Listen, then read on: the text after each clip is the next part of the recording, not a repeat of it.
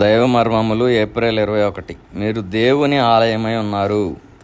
1 కొరింథీ 3:16. ఎఫెసీ పత్రికలో అపోస్తలుడు దేవుని ప్రజలకు 7 పేర్లు వాడుచున్నాడు. తన స్వకీయమైన ప్రజలుగా నుండుటకు దేవుడి వారిని లోకములో నుండి పిలుచుచున్నాడు. అందుచేతనే వారిని యేసుక్రీస్తు ప్రభు యొక్క సంఘము అని పిలుచుచున్నాడు. క్రీస్తు జీవము ప్రతి ఒక్కరిలోనికి ప్రవహించుచున్నందున క్రీస్తు శరీరము వారిని పిలుచుచున్నాడు. ఈ శరీరమే దేవునితో నింపబడి ఉన్నది. ఇది అన్నిటినీ నింపుచు తానే క్రీస్తు చేత నింపబడి ఉన్నది.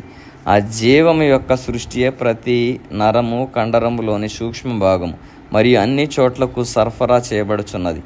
వారిని నూతన పురుషుడు అనియు పిలుచుచున్నాడు. ఇక యూదుడని హెల్లేనీయుడని లేదు. మానవ జాతి భేదములన్నీ గతించిపోయినవి.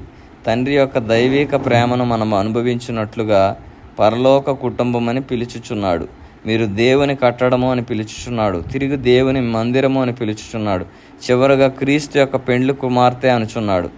దేవుని కట్టడము అని మనం పిలువబడుట కారణము ఒక భవనము నిర్మాణమునకు ఒక మచ్చు అవసరము గనుకనే. మీరు దేవుని మందిరము అనుటలో కేవలం సువార్త ప్రకటించుటే మన పని అని కాదు. దానికంటే ఎంతో గొప్ప ఉద్దేశము మనకు ఉండవలెను. కాబట్టి ప్రతి ఒక్కరము కూడా దేవుని ఆలయముగా చేయబడి దేవుని ఆలయముగా మనము కూడా పని చేయాలి.